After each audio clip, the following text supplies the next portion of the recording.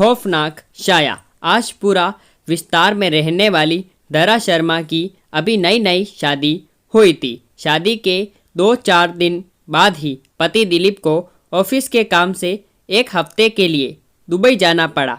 दरा अपने अनुभव के बारे में बताती है कि एक रात जब वे अपने कमरे में अकेली सोई हुई थी तब अचानक उनका टीवी चलना शुरू हो गया, जिससे वे चौंक गई। उन्होंने तुरंत उठकर टीवी बंद कर दिया और फिर से सोने की कोशिश करने लगी। थोड़ी देर बाद उन्हें महसूस हुआ कि उनकी बगल में बिस्तर पर कोई लेटा हुआ है। टीवी को अपने आप चलना और फिर किसी की मौजूदगी का एहसास होना घर में अकेली लेटी महिला को डरा देने के लिए काफ़ी था। दरा जिस करवट लेटी थी उसी करवट लेटी रही।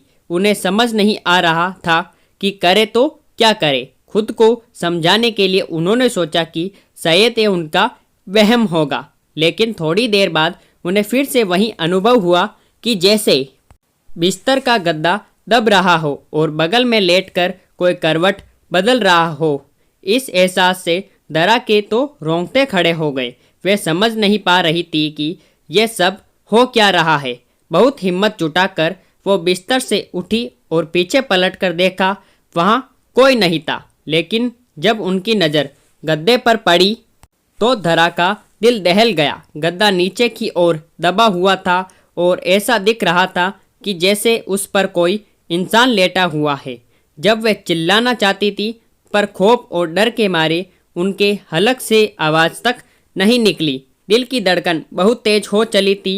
घबराहट में दरा ने तकिया उठाकर उस जगह पर फेंका जहां गद्दा दबा हुआ था। ऐसा करते ही बिजली की तेज से गद्दा ऊपर आकर ठीक हो गया और दरा को ऐसा भास हुआ कि वहां से कोई परछाई तेजी से उठ खड़ी हुई हो।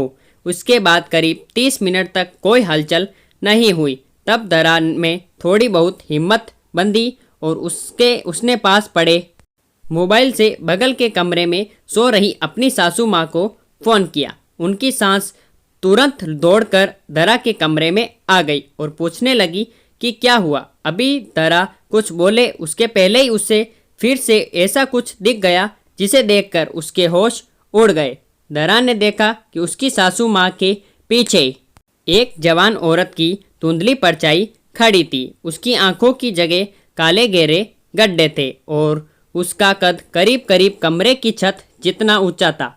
यह भयानक नज़ारा देखकर दरा वहीं बेहोश हो गई और उसी रात उन्हें अस्पताल में दाखिल करना पड़ा। डॉक्टर ने कहा कि डर के मारे उन्हें लो ब्लड प्रेशर की शिकायत हो चुकी है।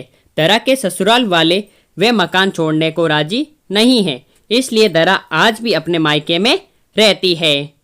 दरा के पति दिलीप की पहले भी एक शादी हो चुकी थी और उसके ऊपर दहेज की लालच में पहली पत्नी को जहर देकर मारने का मुकदमा भी चल रहा था। बदनामी के कारण दिलीप अपनी मां के साथ एक नए घर में आकर रहने लगा था, जबकि उसके पिता अभी भी पुराने घर की देखभाल कर रहे थे।